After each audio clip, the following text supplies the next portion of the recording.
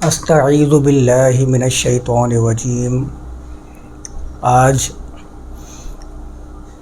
14 جون 2024 ہم اپنے درس کا سلسلہ سورۃ البقرہ کی آیت نمبر 160 سے کریں گے اس کا آغاز۔ آیت نمبر 160 میں اللہ نے بیان فرمایا ہے اِلَّا الَّذِينَ تَابُوا وَأَصْلَحُوا وَبَيَّنُوا فَأُولَئِكَ أَتُوبُ عَلَيْهِمْ وَأَنَا التَّوَّابُ الرَّحِيمُ۔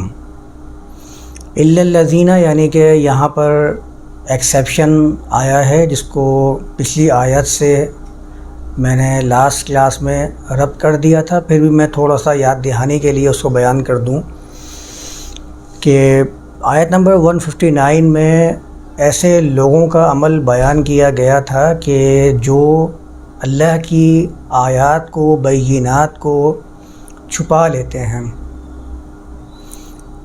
تو اللہ نے ان کے بارے میں فرمایا تھا اولئک یلعنہم اللہ ویلعنہم اللاعنون۔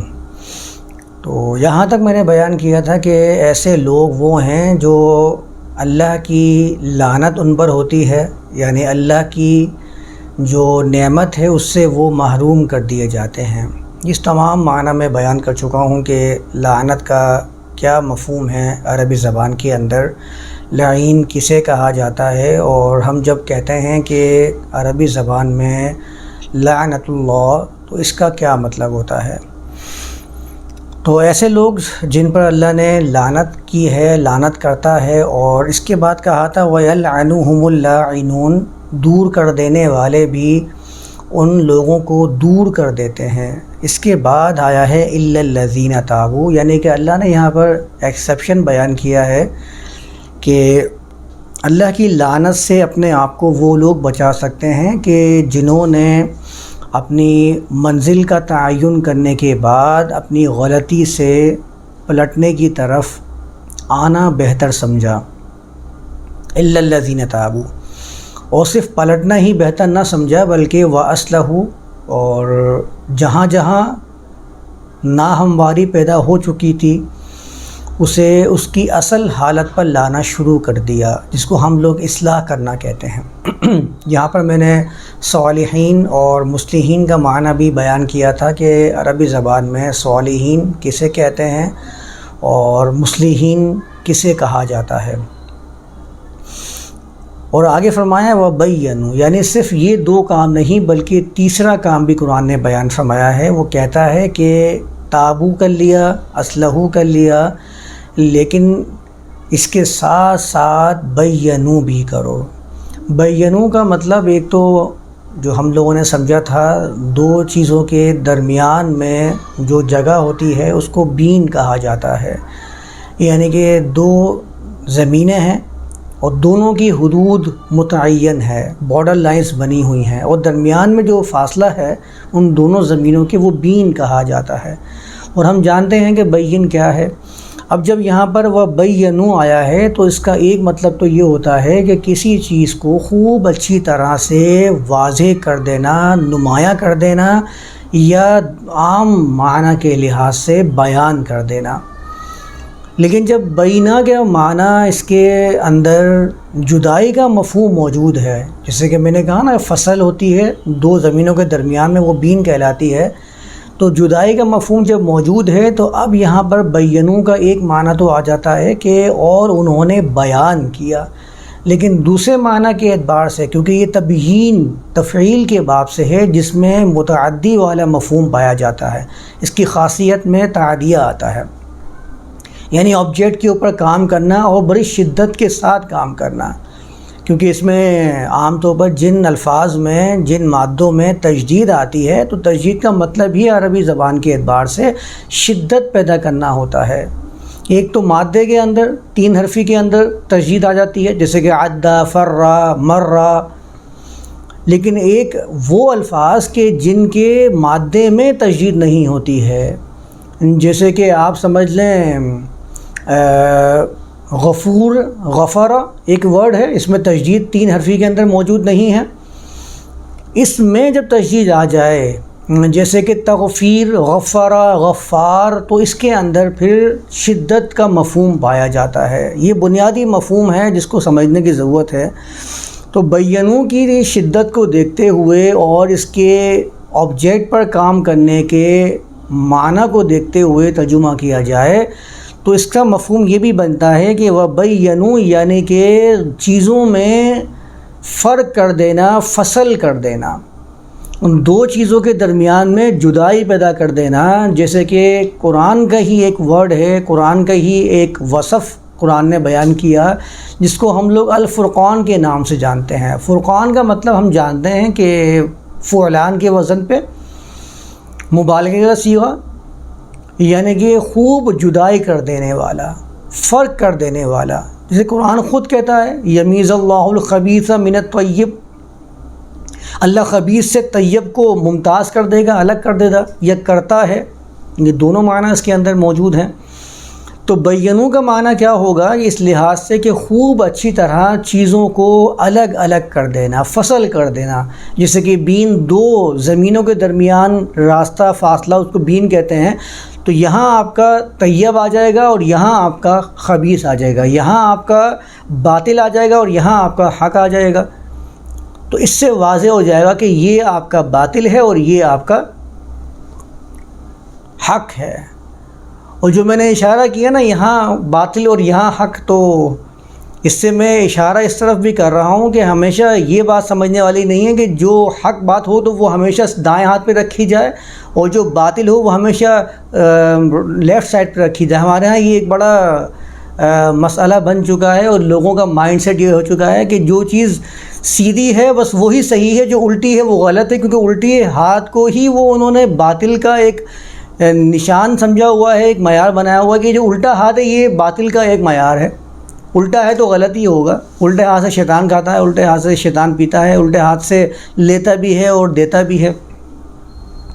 تو اسی لیے میں نے خاص طور پر اشارہ کر کے یہ کہا کہ باطل یہاں اور حق یہاں، کیونکہ یہ دونوں ہاتھ، دونوں راستے اللہ کی طرف سے واضح کیے ہوئے ہیں، اور کوئی بھی چیز خود میں کبھی بھی نہ خیر ہوتی ہے نہ شر ہوتی ہے۔ یہ تو آپ نے اپنا مائنڈ سیٹ بنایا ہوا ہے، اور آپ کو جتنا کسی کو سمجھ میں آیا ہوگا، سلف کو جو پیچھے گزر چکے ہیں ان کو اتنا سمجھ میں آ گیا کہ بھئی یہ چیز رائٹ لکھی ہوئی ہے، یمین کا ترجمہ، اور یہ شمال لکھا ہوا ہے تو یہ سیدھا ہے تو یہ صحیح ہوگا، الٹا ہے تو غلط ہوگا۔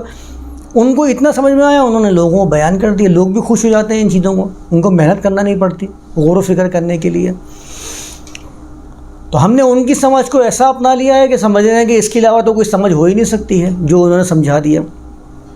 اس سے میں نے خاص طور پر اشارہ کر کے یہ واضح کرنے کی کوشش کی ہے، اسی کو بینوں کہتے ہیں۔ جو بینوں کی میں ابھی تعریف بیان کر رہا ہوں وہ یہی چیز ہے کہ آپ دو چیزوں کو ممتاز کر دیں کہ یہ بھی اپنے جگہ اس کی حیثیت موجود ہے اور اس کی بھی اپنی جگہ حیثیت موجود ہے، دونوں کی حیثیت نمایاں ہو جائے، اس کو بینوں کہا جاتا ہے عربی زبان کے اندر۔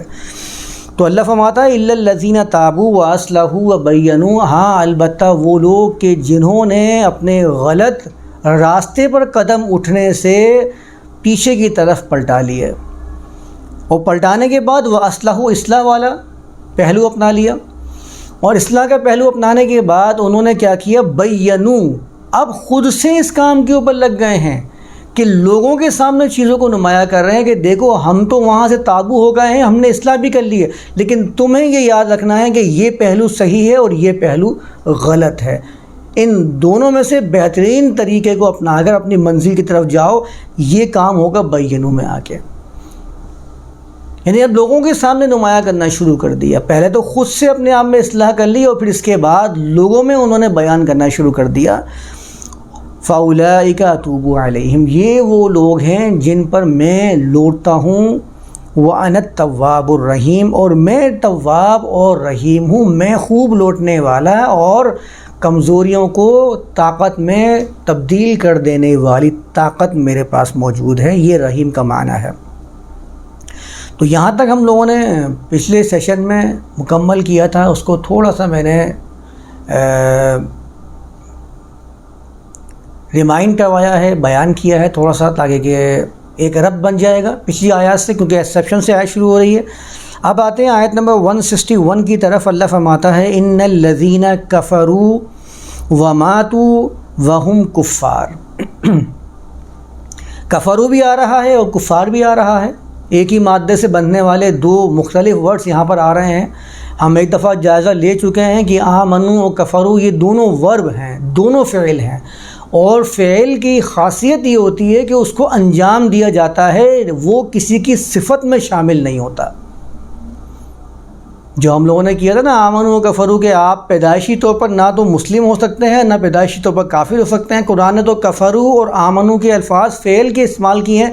مطلب یہ ہے کہ یہ کام انجام دینا پڑے گا جب جا کر اس کو فعل کی تعریف میں آپ شامل کر سکتے ہیں, ورنہ یہ فعل میں نہیں آ سکتا. ہم تو ہمیشہ اس کو صفت کے طور پر بیان کر دیتے ہیں کہ صفت خاصہ بن جاتی ہے, یہ کافر ہے اور یہ مومن ہے.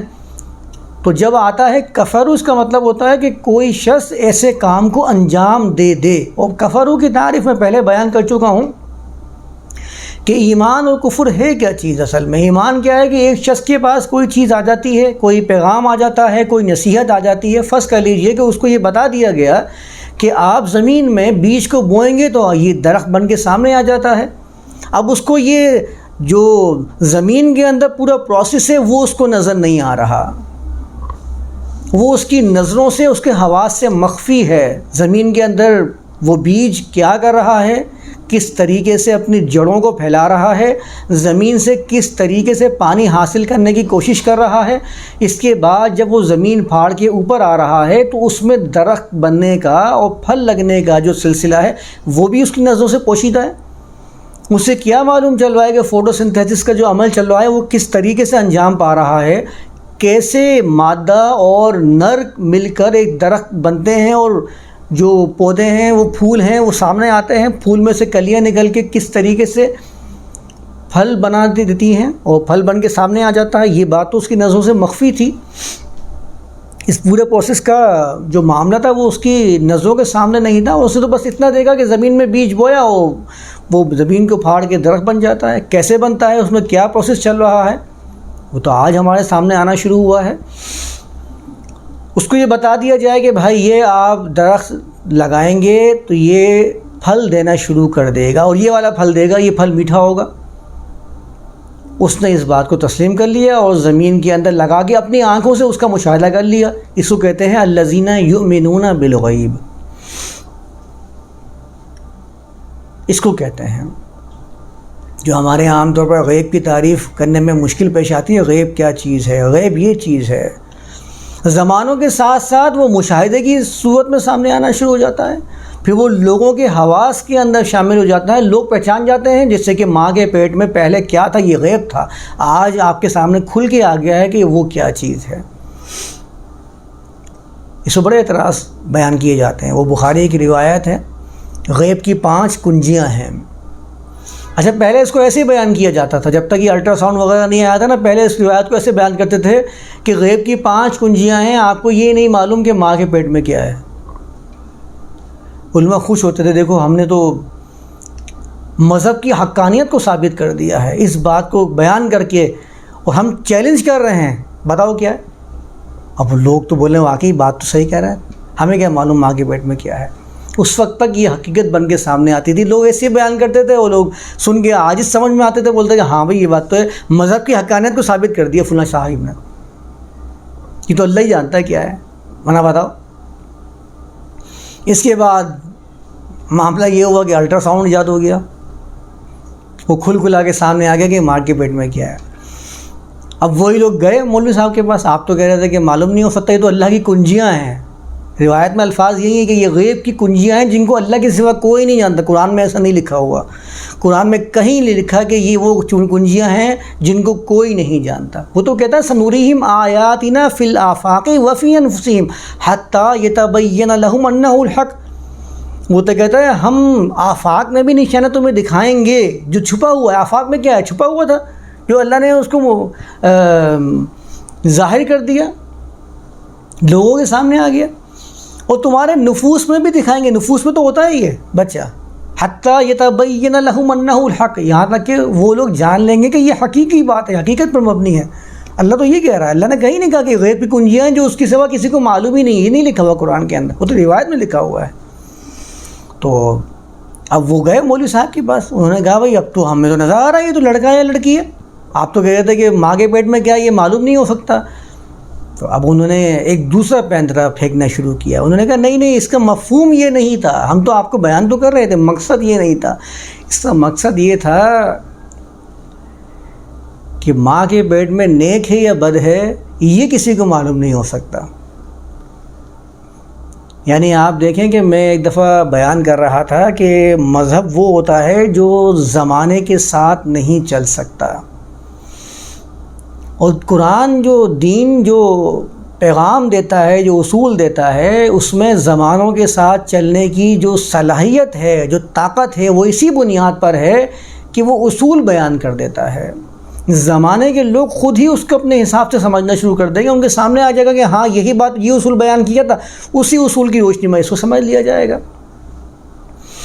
مذہب ایک ایک چیز کو بیان کرنے کی کوشش کرتا ہے، تمہیں یہ نہیں کرنا ہے، تمہیں تصویر نہیں کھنچوانی ہے، تمہیں یہ ایسا کام نہیں کرنا ہے، تو اس لیے وہ زمانے کے ساتھ اپنے قدم ملا کر چلنے کی طاقت نہیں رکھ پاتا ہے، اور لوگوں کو مجبور کر دیتا ہے کہ وہ مذہب کو سائڈ کر کے اپنی زندگی کو اپنے اصول کے مطابق گزارنا شروع کریں۔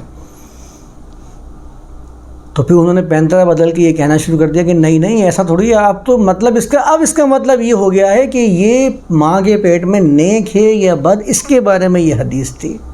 ابھی تو بہت ساری باتیں ہیں ایسی جو ہم بیان کرنا شروع کریں اور سمجھنا شروع کریں تو سامنے آ جائے گا کہ کیا ہے وہ کیا نہیں ہے۔ بہرحال ضمنی بات آ گئی تھی سامنے، تو میں نے بیان کی ہے۔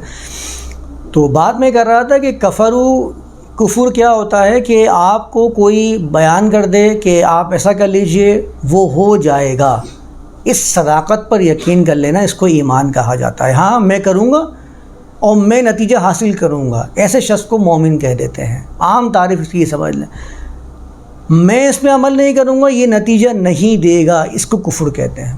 بہت سمپل تعریف کے اندر یہ سمجھ لیجئے، انکار کر دینا، ہاں میں جان چکا ہوں کہ یہ نتیجہ نہیں دے گا۔ ان الذین کفروا، تو یہ ہے ورب، یہ ہے فعل۔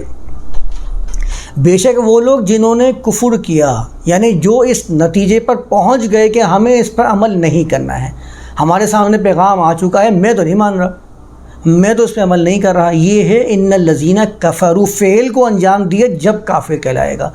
اور اس کے بعد لکھا ہے ان الذین کفروا وماتوا، اس فعل کو انجام دینے کے بعد ان کا معاملہ کیا ہوا؟ ماتوا، جس کا عام طور پر ہم ترجمہ کر دیتے ہیں کہ وہ مر گئے، اور جیسے ہی مرنے کے بعد کے احوال لکھے ہوتے ہیں نا آگے، عذاب علیم ہے، عذاب جحیم ہے، عذاب سعیر ہے، اب ذہن میں آنا شروع ہو گیا کہ تو مرنے کے بعد کے عذاب کی باتیں ہو رہی ہیں تو دنیا کے سے متعلقہ ہے ہی نہیں، تو اس کو مرنے کے بعد اٹھا کر رکھ دیتے ہیں۔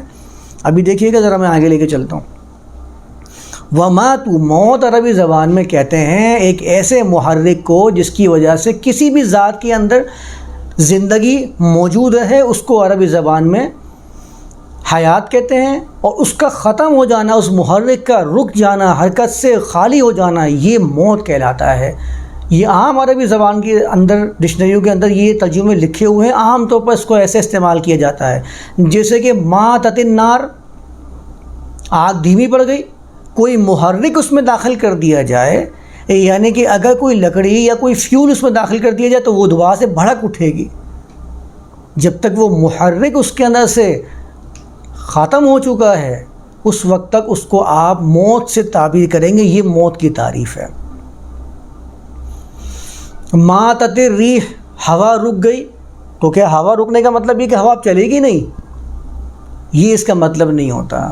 جیسے ہی وہ محرک پیدا ہو جائے گا جس سے ہوا چلنا شروع ہوتی ہے، ہوا اپنی جنبش میں آ جائے گی، ہوا دوبارہ سے چلنا شروع ہو جائے گی، اس کو موت کہا جاتا ہے۔ یہی قرآن کے اندر موت اور حیات کا فلسفہ ہے۔ قرآن جب بار بار موت کی بات کرتا ہے اس کا مطلب یہی ہوتا ہے کہ ان کے اندر جو محرک تھا وہ ختم ہو چکا ہے، ان کو اس محرک کی ضرورت ہے جس سے یہ دوبارہ سے حیات حاصل کر سکیں، جس کو قرآن نے کلمات اللہ کا نام دیا ہے۔ یہ محرک کیا ہے؟ یہ وحی الہی ہے۔ یہ وحی الہی جب انسان کے اندر آ جاتی ہے تو اس کے اندر حرکت پیدا ہو جاتی ہے، اور مرنے والا جو اپنی موت مر چکا تھا وہ دوبارہ سے زندگی پا لیتا ہے اور حاصل کر کے دوبارہ سے اس دنیا کے اندر اپنے قدم جمانا شروع کر دیتا ہے۔ یہ ہے موت و حیات کا فلسفہ، اسی کو قرآن نے بار بار بیان کیا ہے۔ اسی کو قرآن کہتا ہے یا ایھا الذین آمنوا استجیبوا للہ وللرسول اذا دعاکم لما یحییکم، یہ وہ لوگوں جنہوں نے امن دیا ہے تم قبول کر لو اللہ کو اور اس کے رسول کو، اذا دعاکم، جب بھی وہ تمہیں بلائیں، جب بھی وہ تمہیں پکاریں۔ دعا کے الفاظ آئے ہیں جو ہمارے یہاں دعا کے طور پر استعمال ہوتے ہیں، دعا، اس کا مطلب یہ نہیں کہ ہاتھ اٹھا کر دعا کرنا شروع کر دیں تمہارے لیے، نہیں، دعا کا مطلب پکارنا، جب تمہیں پکارے، لما یحییکم، کس چیز کے لیے پکارے؟ اس چیز کے لیے جو تمہیں زندہ کر دے۔ یحیی، یہ باب افعال سے احیاء سے نکلا ہے، اس کی خاصیت باب افعال کی یہ ہوتی ہے کسی آبجیکٹ پر کام کر رہا ہوتا ہے۔ لما یحییکم، اس چیز کی طرف جو تمہیں زندہ کر دیں، تمہارے اندر وہ محرک مر چکا ہے، وہ خالی ہو چکا ہے، جس کی وجہ سے تم ساکت ہو چکے ہو، یہ محرک تمہارے اندر زندگی پیدا کر دے گا۔ یہ ہے موت اور حیات کا فلسفہ۔ ان الذین کفروا، وہ لوگ جنہوں نے انکار کر دیا عمل کرنے سے، انہوں نے کہا یہ نتیجہ نہیں دے گا، کفروا وماتوا، اور جب انہوں نے انکار کر دیا تو پھر ان کا حال کیا ہوا؟ ان کے اندر سے وہ محرک ہی ختم ہو گیا، ساکت ہو گئے، سکون طاری ہو گیا ان کی زندگیوں میں۔ جو آگے بڑھنے کی ایک معاملات تھے ان کے، وہ رکتے چلے گئے، ان کے اندر سے گروتھ ختم ہوتی چلی گئی۔ یہ معاشروں کی بات چل رہی ہے، جمع کا صیغہ آیا ہے، اس کا مطلب یہ کہ وہ معاشرے تباہ و برباد ہو جاتے ہیں، ان کے اندر سے وہ ارتقا ختم ہو جاتا ہے، ان کی ڈیولپمنٹ ختم ہو جاتی ہے، رک جاتی ہے۔ وماتوا، اور آگے لکھا ہوا ہے وہم کفار۔ کفرو کے بعد کفار کا جو لفظ آیا ہے، کفار اور کافر اور کفرو یہ مختلف الفاظ ایک ہی مادے سے قرآن میں آئے ہیں، تو ظاہر سب کا ایک الگ الگ اسلوب ہے۔ کفرو میں نے بتا دیا کہ فعل ہے، اور جب کفار آتا ہے عربی زبان کے اندر تو اس کا مطلب ہوتا ہے وہ جو اپنی ذات کے اندر حتمی طور پر اس نتیجے پر پہنچ چکا ہے کہ اب وہ انکاری ہی ہے۔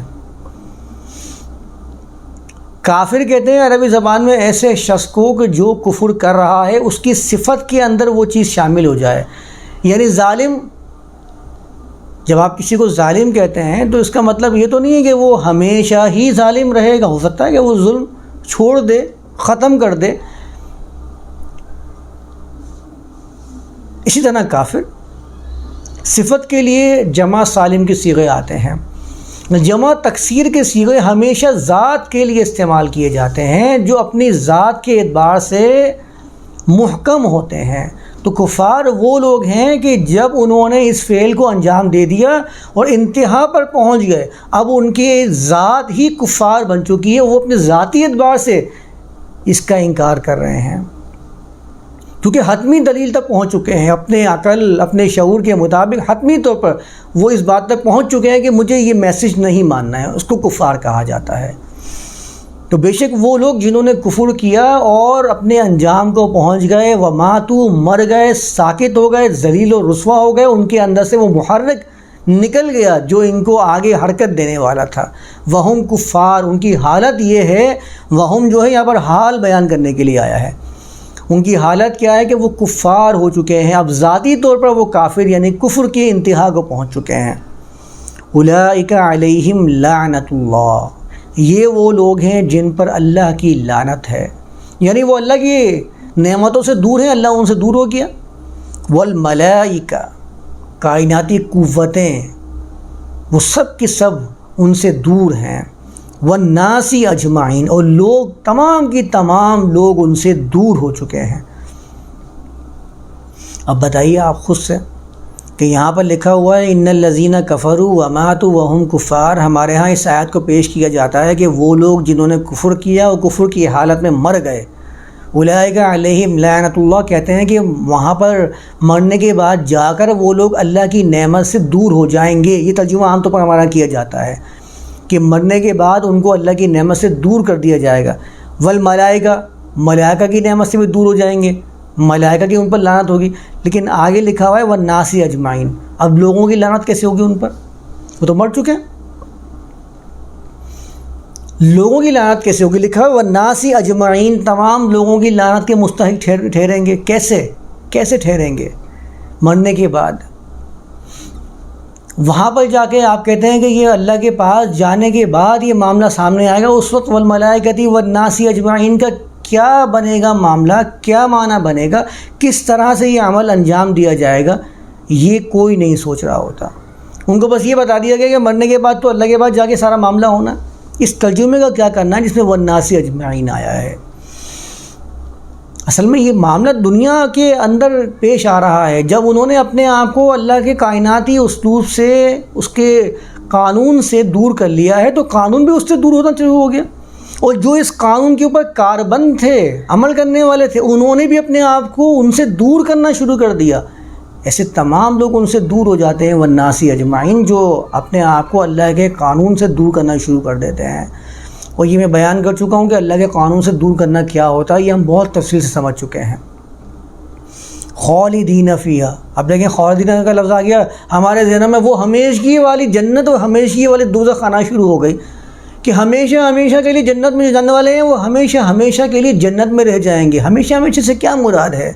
ہم تو اللہ کی ذات کے بارے میں کہتے ہیں کہ وہ ہمیشہ تھا، ہمیشہ رہنے والا، کیا وہ اللہ کی صفات میں شامل ہو چکے ہیں کہ ان کو بھی دوام حاصل ہو گیا ہے؟ ہمیشہ ہمیشہ کے لیے دوزخ، ہمیشہ ہمیشہ کے لیے جنت۔ میں نے عمل کیا زندگی کے 40 سال، نیک اعمال، 20 سال میں تو مجھے ہوش ہی نہیں تھا کہ نیک کیا ہوتا ہے، بد کیا ہوتا ہے۔ چلیں 20 سال نہیں 10 سال نکال دو زندگی کے، تو 50 سال تو کم سے کم بنتے ہیں اچھائی کے یا برائی کے۔ 50 سال میں نے اچھائیاں کرنے کے بعد جو جنت حاصل کی ہے وہ ابدی جنت حاصل کر لی۔ یہ کون سا انصاف ہے؟ یہ کون سا طریقہ کار ہے؟ یہ عدل تو نہیں ہے۔ عدل تو برابری کو کہتے ہیں۔ 60 سال کی محنت تم نے کی ہے تو 60 سال کے برابر تمہیں اجر مل جائے، اس کو بدل کہا جائے گا؟ میں نے عمل کیے 50 سال اچھا، اور مجھے مل گئی جنت کون سی، لاکھوں کروڑوں اربوں خربوں سال کی مجھے جنت مل رہی ہے، اور جنت میں کیا بتایا جا رہا ہے؟ کرنے کو میرے پاس کچھ بھی نہیں ہوگا، کرنے کا کچھ بھی نہیں ہوگا۔ یہ صاحب کا میں ابھی کچھ دن پہلے کلپ سن رہا تھا، کہہ رہے مسلمانوں جنت کی طرف بھاگو، جنت میں تمہیں حور ملے گی۔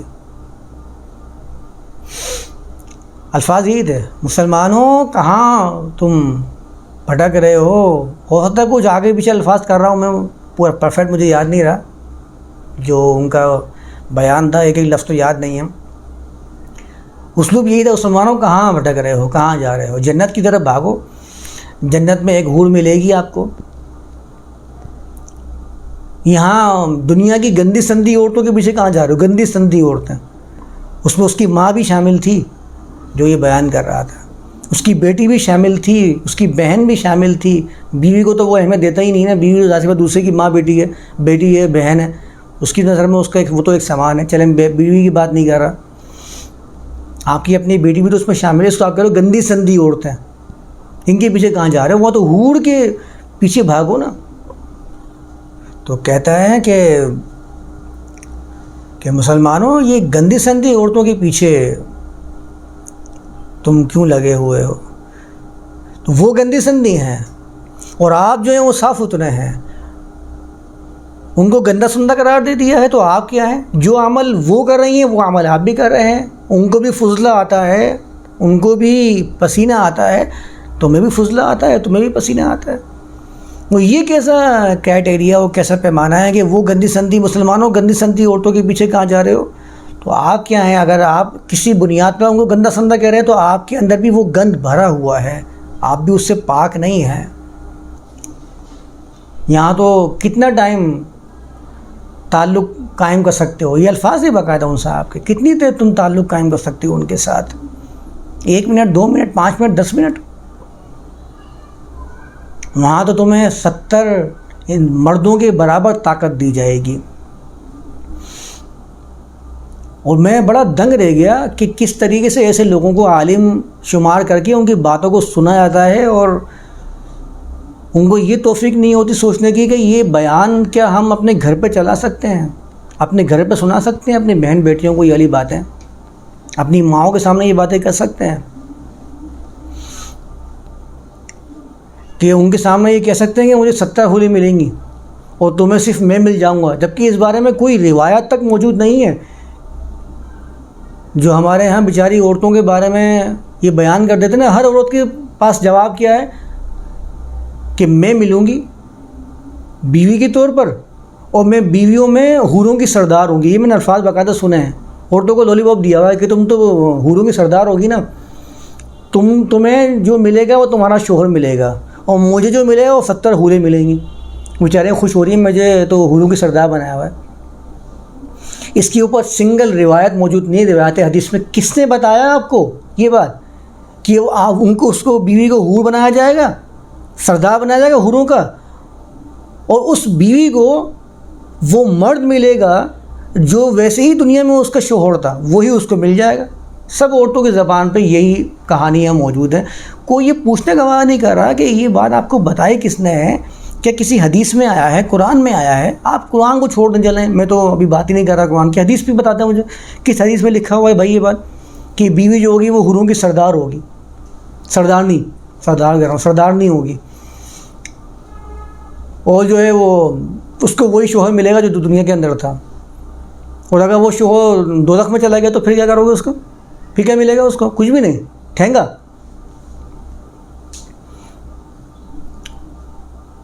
یہ کوئی پوچھ ہی نہیں رہا, سوال ہی نہیں کر رہا ان لوگوں سے. تو اپنے گھر میں اپنے بیٹیوں بیویوں کے سامنے, اپنے ماؤں کے سامنے یہ بیان چلا سکتے ہیں. سوچنے کی بات ہے. جو یہ بیان کر رہے ہوتے ہیں بیٹھ کے خدا کے نام کے اوپر اور اسلام کے نام کے اوپر کہ حوریں ملیں گی, یہ گندی سندی عورتیں کے پیچھے کہاں جا رہے ہو؟ اس گندی سندی عورتوں سے شادی کیوں کر رہے ہو بھائی آپ؟ کیوں بیوی بنایا ہوا ہے اپنے گندی سندی عورتوں کو؟ میں نے تو انسان کی تاریخ میں جو پڑھا ہے وہ پڑھا یہ ہے کہ 3 چیزیں تھیں جن پر جھگڑا ہوا ہے, زن, زر اور زمین. زن کہتے ہیں یہ عورت کو, زر کہتے ہیں مال کو, زمین کہتے ہیں زمین کو. ہمیشہ جھگڑا ہی 3 چیزوں کے پیچھے میں نے سنا ہے, تاریخ انسانیت میں پڑھا ہے. یہ کہہ رہے ہیں کہ گندی سندی عورتیں, یعنی عورتوں کی اہمیت اس کے نزدیک اتنی ہے کہ وہ گندی سندی چیز ہے, گندی سندہ سامان ہے, تو اس کے پیچھے کہاں بھاگ رہے ہو؟ تو ان صاحب نے آگے بیان کیا کہ تو وہ آگے کہتے ہیں کہ 70 مردوں کی طاقت ملے گی, وہ بیٹھا ہوا ہوگا, نیچے اس کے حور ہوگی, پیچھے سے حور نہ ہاتھ رکھ دے گی آ کے, بس کر دو, کب تک اس کے ساتھ لگے رہو گے, میری باری بھی آ گئی, میرے پاس آ جاؤ. جب وہ پیچھے مڑ کے دیکھے گا, ایسا پورے انداز تھا, پیچھے مڑ کے دیکھے گا تو وہ اس سے زیادہ خوبصورت ہے جو اس کے نیچے ہے. یہ الفاظ میں نے باقاعدہ سنے ہیں اس کلپ کے اندر مولوی صاحب کے, پتہ نہیں کہاں کے تھے وہ, کہہ رہے ہیں اپنے نیچے دیکھے گا تو وہ تو کچھ بھی نہیں ہے, پیچھے مڑ کے دیکھا تو وہ اس سے زیادہ خوبصورت ہوگی. کہے گا بس بھی کر دو, یہاں آ جاؤ. یہ باتیں گھر میں آپ اپنی بہنوں بیٹوں کو ہرگز نہیں سنا سکتے.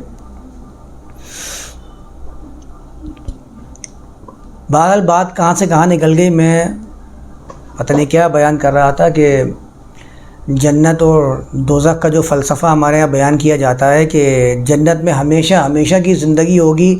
تو 50 سال کی میری عمر, میں نے 50 سال نیک اعمال کر لیے, جنت مجھے مل رہی ہے خربوں اربوں سال کی, جس میں مجھے کرنا کچھ بھی نہیں ہے. بتایا جاتا ہے کہ تم صرف یہ کرو گے اور یہ کرو گے اور بس زندگی گزارو گے. سوچنے کی بات ہے, کیا اس میں کرنے کے لیے کوئی عمل نہیں ہوگا, کوئی بھی عمل نہیں ہوگا؟ تو کیا انسان بور نہیں ہوگا؟ کیا اس کے لیے زندگی گزارنے کا کوئی مشن ہوگا جس طریقے سے وہ زندگی گزارے گا؟ اس کے بارے میں نہ سوچتے ہیں, نہ اس کے بارے میں کوئی جواب ہمارے پاس موجود ہے.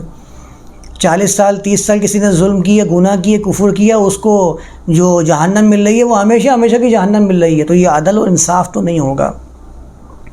یہ ہمیشگی والی زندگی کا جو معاملہ ہے نا, میں ایک جگہ قرآن کا مطالعہ کر رہا تھا, ایک مقام پر آ کر میں نے جب دیکھا کہ انسان کے اندر یہ ہمیشگی والا جو معاملہ ہے یہ شروع سے پایا جاتا ہے کہ میں امورٹل ہو جاؤں, ہمیشہ ہمیشہ کے لیے مجھے حیات حاصل ہو جائے. اس کے لیے آب حیات کی کہانیاں بھی گھڑی گئی ہیں کہ فلاں جگہ پہ آب حیات پیا ہو, اس نے امورٹل ہو گیا, اور مختلف کہانیاں بنتی ہیں کہ فلاں شخص امورٹل ہونا چاہتا تھا, ہمیشہ ہمیشہ کی زندگی چاہتا تھا کہ میں ہمیشہ ہمیشہ رہنے والا بن جاؤں. فلاں باتیں کی جاتی ہیں, اور آج بھی اس طریقے سے حاصل نہیں ہو سکا. میں نے مذہب کی آڑ میں ہمیشہ ہمیشہ کی زندگی کو ثابت کرنے کے لیے ہمیشگی لوگوں کے ذہن میں رائج کر رکھی ہے. تو ایک مقام ہے قرآن کا, وہاں پر میں پڑھ رہا تھا کہ شیطان نے کس طریقے سے وسوسہ دیا. فوسوس لہم الشیطان, اس نے کہا وقال ما نہاکما ربکما عن هذه الشجرہ, یہ جو تم شجرہ کو دیکھ رہے ہو جس کی طرف تمہیں جانے سے تمہارے رب نے منع کیا ہے. ما نہاکما ربکما عن هذه الشجرہ, یہ کیوں منع کیا ہے؟ الا, صرف اس لیے منع کیا ہے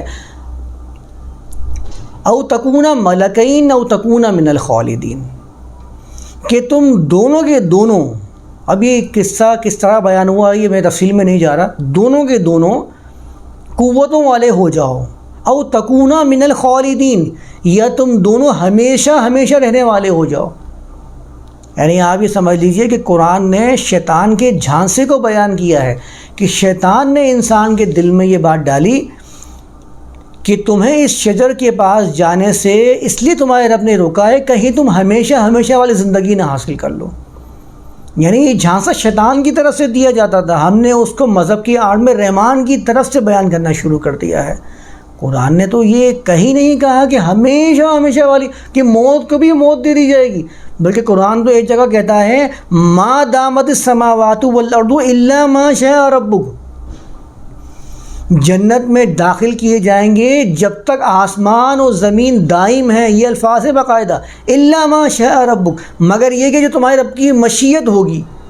اور یہی جہنم کے بارے میں قرآن نے اسی مقام پہ بیان کیا ہوا ہے، ما دامت السماوات والارض کا جو خاصہ ہے وہ قرآن نے وہاں بیان کیا کہ یہ چیز ہے جب تک زمین اور آسمان قائم ہے، بس جب تک کی بات ہوئی ہے۔ اور ہمارے ہاں اس کو جب وہاں پر بھی خالدین کے الفاظ آئے ہیں، اور ہمارے ہاں اس کو ہمیشہ ہمیشہ کی زندگی سے منسوب کر دیا گیا ہے۔ تو اس آیت کو بھی اسی کے ضمن میں بیان کر دیتے ہیں کہ ہمیشہ ہمیشہ کی زندگی جہنم کی ہو یا جنت کی ہو، وہ اس کو حاصل ہو جائے گی۔ تو اولئک علیہم لعنۃ اللہ والملائکۃ والناس اجمعین، تو یہاں پر اس کا مطلب مرنے کے بعد کا معاملہ نہیں، بلکہ دنیا کے اندر کس طریقے سے وہ ذلیل و خوار ہوں گے اس کی یہاں پر جھلک دکھائی گئی ہے۔ اور آگے وہی لکھا ہے خالدین فیہا، ان کا خلود ہوگا اس میں۔ خالدین، خالد عربی زبان میں ایسے شخص کے لیے بھی استعمال کیا جاتا ہے جس کو بڑھاپا دیر سے آتا ہے، یعنی اس میں تغیر واقع ہونا یہ موجود ہوتا ہے اس ورڈ کے اندر، خالد کے اندر، لیکن دیر سے تغیر واقع ہونا یہ پایا جاتا ہے، یعنی اس کے اندر تبدیلی تو واقع ہوگی اس کے حالات میں، لیکن تھوڑا سا دیر کے بعد، کیونکہ خالد خلود ایسے شخص کو کہتے ہیں کہ جس پہ بڑھاپا دیر سے آئے، یعنی اس کی جوانی دیر پا ہو، اس کو خالد و خلود کے نام سے موصوف کیا جاتا ہے، موسوم کیا جاتا ہے۔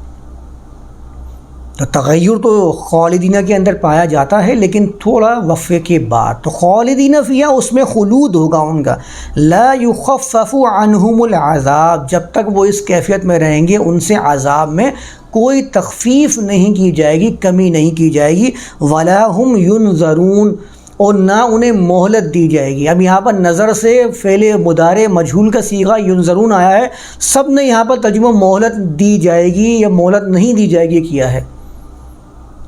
اور جیسے ہی جب یہ آتا ہے نا الی ربہا ناظرہ، یہی نظر سے جب ناظرہ آتا ہے تو وہاں پر تمام مفسرین مترجمین ترجمہ کرتے ہیں اپنے رب کی طرف دیکھنے والے ہوں گے،